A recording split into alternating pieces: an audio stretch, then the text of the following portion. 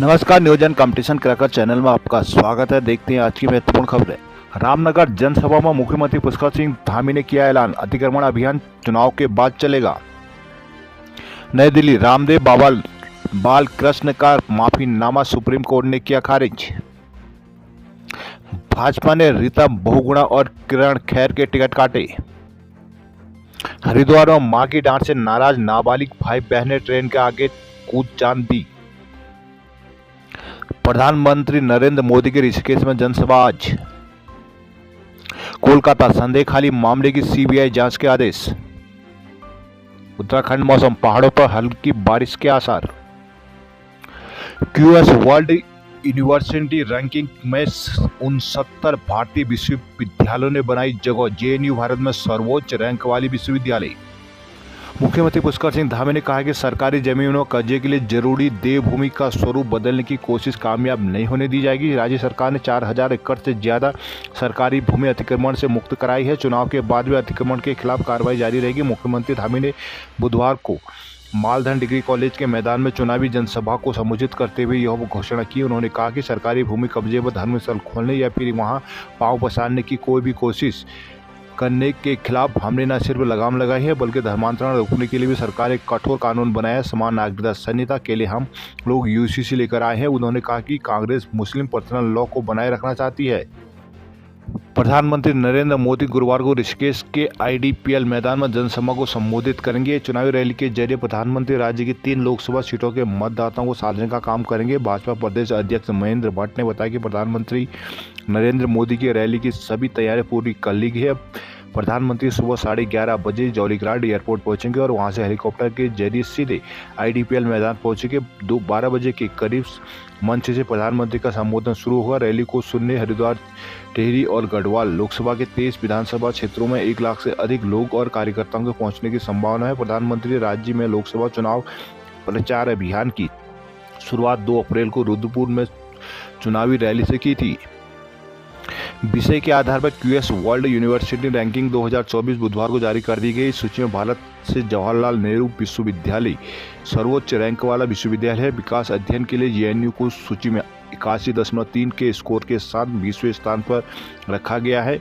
वहीं आईआईएम अहमदाबाद व्यवसाय प्रबंधन अध्ययन के लिए दुनिया भर में 22वां स्थान हासिल करने में सफल रहा, जबकि आईआईएम बेंगलोर और आईआईएम कोलकाता को शीर्ष 50 में जगह मिली है। रैंकिंग में चेन्नई के सविता इंस्टीट्यूट और मेडिकल एंड टेक्निकल साइंसेज को दंत चिकित्सा अध्ययन श्रेणी में 24वें स्थान पर रखा गया है।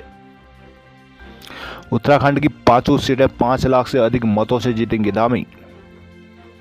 कांग्रेस ने SC/ST को वोट बैंक समझा आरी। रक्षा मंत्री राजनाथ सिंह के गौचर में कल होगी जनसभा।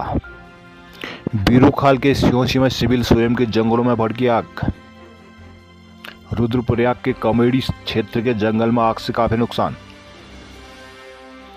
चमोली के स्ट्रांग रूम का किया गया निरीक्षण। गोपेश्वर में ईवीएम कमीशनिंग की नेताओं को दी गई जानकारी। देहरादून पाखरो प्रकरण में सीबीआई ने वन कर्मियों से की पूछताछ। कार्बेट रिजर्व टाइगर रिजर्व की पाखरो रेंज में अवैध निर्माण और पेड़ कटान मामले में सीबीआई ने जांच शुरू कर दी है। वन विभाग के अधिकारियों कर्मचारियों से पूछताछ के साथ ही सीबीआई टीम ने कुछ दस्तावेज कब्जे में लिए हैं। बुधवार को सीबीआई की टीम कोटद्वार में वन कर्मियों से पूछताछ के लिए वहां पहुंची। उधर ईडी भी इस मामले में अवैध लेन देन को लेकर जांच कर रही है। बुधवार को देहरादून से सीबीआई की टीम कोटद्वार उसे सटे वन रेंज के कार्मिकों से पूछताछ के लिए पहुंची है। टीम ने सुबह से शाम तक वन विभाग के कार्यालय में दस्तावेज खंगालने और घंटों पूछताछ की है। सीबीआई की कार्रवाई से वहां वन विभाग कर्मियों सनसनी फैली हुई है। अप्रैल अंतिम सप्ताह में जारी हो जाएंगी बिजली की नई दरें। अप्रैल में बिजली के दोहरे झटके के लिए रहें तैयार। बिजली बिल के मामले में उपभोक्ताओं को अप्रैल महीने में दूसरी बार झटका लगेगा। यूपीसीएल अप्रैल के पहले हफ्ते में ही फ्यूल चार्ज एडजस्टमेंट के नाम पर 7 पैसे प्रति यूनिट तक बढ़ा चुका है। वहीं 19 अप्रैल को मतदान के बाद अंतिम सप्ताह में पूरे साल भर के लिए फिर नई बिजली दरें जारी की जाएंगी। विद्युत नियामक आयोग मार्च अंतिम सप्ताह में पूरे साल भर के लिए बिजली की नई दरें जारी करता है। इस बार लोकसभा चुनाव की आचार संहिता के कारण नई दरों का ऐलान नहीं हुआ। 19 अप्रैल को मतदान होने के बाद चुनाव आयोग से मंजूरी लेकर बिजली दरों का ऐलान इसी महीने किया जाना प्रस्तावित है। इस तरह अप्रैल महीना उपभोक्ताओं के लिए दोहरे झटके वाला साबित होगा। देहरादून जल निगम के अफसरों को शासन का आदेश नहीं आया। लोक गायक प्रहलाद मेहरा का हार्ट अटैक से निधन। प्रसिद्ध लोक गायक प्रहलाद मेहरा का बुधवार को हृदय गति रुक जाने से निधन हो गया। 150 से अधिक गीतों को अपनी मधुर आवाज़ देने वाले मेहरा के गाए कई गीत हिट रहे हैं। गीतों के जरिए पहाड़ और पहाड़ की महिलाओं की पीड़ा भी उन्होंने उजागर की है। मुख्यमंत्री पुष्कर सिंह धामी ने मेहरा के निधन पर शोक व्यक्त किया है। राज्य सरकार विदेश में रहने वाले प्रवासियों का डाटा करेगी तैयार। भीमताल में कूड़ा वाहन में लगी आग, चालक झुलसा। हल्द्वानी एसटीएच बिलिंग घपले की जांच में 33 रसीदें अभी तक ना मिली। वन विभाग के सेवानिवृत्त कर्मचारी का शव नैनी झील में मिला। भीमताल कूड़ा लेकर जा रहे भीमताल नगर पालिका के वाहन में बोहरा कोन के पास अचानक आग लग गई, जिसमें भीमताल हल्द्वानी रोड पर दोनों तरफ 1 घंटे से अधिक समय तक जाम लगा रहा। सूचना पर पहुंची फायर ब्रिगेड और पुलिस ने मशक्कत के बाद आग पर काबू पाया। आग बुझाने में वाहन चालक भी झुलस गया। झुलसे वाहन चालक को एसटीएच हल्द्वानी में भर्ती कराया गया। जानकारी के अनुसार बुधवार शाम 6 बजे नगर पालिका भीमताल का कूड़ा वाहन कूड़ा लेकर हल्द्वानी की तरफ बढ़ रहा था। बोहरा कोन के पास पहुंचे ट्रक के पिछले हिस्से में आग लगी। जब तक चालक विजय पाल कुछ समझ पाता, आग ने भीषण रूप ले लिया। देखते ही देखते आग ने पूरे वाहन को चपेट में ले लिया। चालक ने आग लगने की सूचना भीमताल थाना पुलिस और अग्निशमन विभाग को दी। कुछ देर में दमकल वाहन मौके पर पहुंचा। थाना पुलिस और अग्निशमन विभाग की टीम ने आग बुझाना शुरू किया। चंपावत में चुनाव ड्यूटी से गायब शिक्षक निलंबित, 2 पर चार्जशीट। चंपावत लंबे समय से कार्यक्षेत्र में अनुपस्थित और निर्वाचन ड्यूटी से गायब एक शिक्षक को निलंबित कर दिया गया। सहायक नोडल कार्मिक ने शिक्षक को निलंबित कर दिया। इसके अलावा चुनाव प्रशिक्षण से गायब चल रहे एक अन्य शिक्षक पर निलंबन की गाज गिरनी तय है। ए लिपिक की भी चार्जशीट तैयार है। चंपावत के सीईओ मेहरबान सिंह बिष्ट ने बताया कि प्रशिक्षण में अनुपस्थित पत्रों का जवाब न देने और मेडिकल बोर्ड में उपस्थिति न होने के आरोप में बाराकोट ब्लॉक के शिक्षक खिमेंद्र रौतेला को निलंबित कर दिया गया। चिकित्सा अवकाश प्रार्थना पत्र लेकर प्रशिक्षण से गायब रहने वाले मेडिकल बोर्ड में उपस्थित नहीं होने के मामले में लोहाघाट ब्लॉक के शिक्षक शैलेंद्र वर्मा के निलंबन की कार्रवाई अंतिम छोर पर है। बिष्ट ने बताया कि उसके अलावा मेडिकल बोर्ड की रिपोर्ट में स्वस्थ मिले लिपिक नागेंद्र जोशी पर मीडिया में गलत बयानबाजी के लिए विभागीय कार्रवाई की जा रही है। सीईओ ने बताया कि कर्मचारी आचरण नियमावली उल्लंघन के लिए लिपिक का स्पष्टीकरण मांगा गया है। चुनाव ड्यूटी में लापरवाही कड़ी कार्रवाई करेगा। पिथौरागढ़ में गर्मी बढ़ते ही बीमार पड़ रहे हैं बच्चे। धौलछीना में लाइन पर चीड़ का पेड़ गिरने से 54 गाँव में बिजली गुल। गर्मी बढ़ने के साथ ताड़ीखेत के गाँव में बड़ा जल संकट।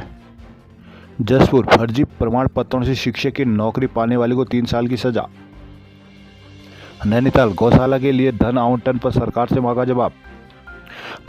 जसपुर में फर्जी प्रमाण पत्रों के जरिए सहायक अध्यापक की नौकरी हासिल करने वाले को अदालत ने दोषी पाते हुए 3 साल की सजा सुनाई है। न्यायिक मजिस्ट्रेट मनोज सिंह राणा की अदालत ने 1000 रुपये का अर्थदंड भी लगाया। जानकारी के अनुसार आज की प्राथमिक विद्यालय रामजीवनपुर में दिसंबर 2000 में हरगोविंद सिंह की सहायक अध्यापक पद पर भर्ती हुई थी। सितंबर 2017 में सचिव माध्यमिक शिक्षा परिषद उत्तर प्रदेश से हाई स्कूल इंटरमीडिएट के प्रमाण पत्रों के सत्यापन के संबंध में पत्राचार किया गया। तब जिला शिक्षा अधिकारी ने भी जिले के 12 शिक्षकों प्रमाण पत्रों की जांच भी एसआईटी से कराई थी। जांच में हरगोविंद सिंह के प्रमाण पत्रों फर्जी पाए गए। 9 जुलाई 2018 को प्रभारी जिला शिक्षा अधिकारी ने हरगोविंद सिंह सहित अन्य के खिलाफ रिपोर्ट करने के आदेश जारी किए। हरगोविंद के खिलाफ कुंडा थाना में रिपोर्ट दर्ज कराई गई थी। पुलिस ने आरोपी के खिलाफ चार्जशीट न्यायालय में दाखिल की। इस मामले में पूर्व उप शिक्षा अधिकारी रहे आसाराम चौधरी को भी अदालत में बयान हुए थे। अभियोजन अधिकारी विक्रांत राठौर ने बताया कि सभी पक्षों को सुनने के बाद अदालत ने बीते सोमवार को आरोपी को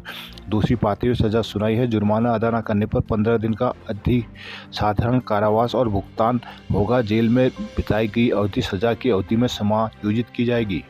अनुसूचित मतदाताओं को प्रेरित करेंगे बूथ प्रहरी।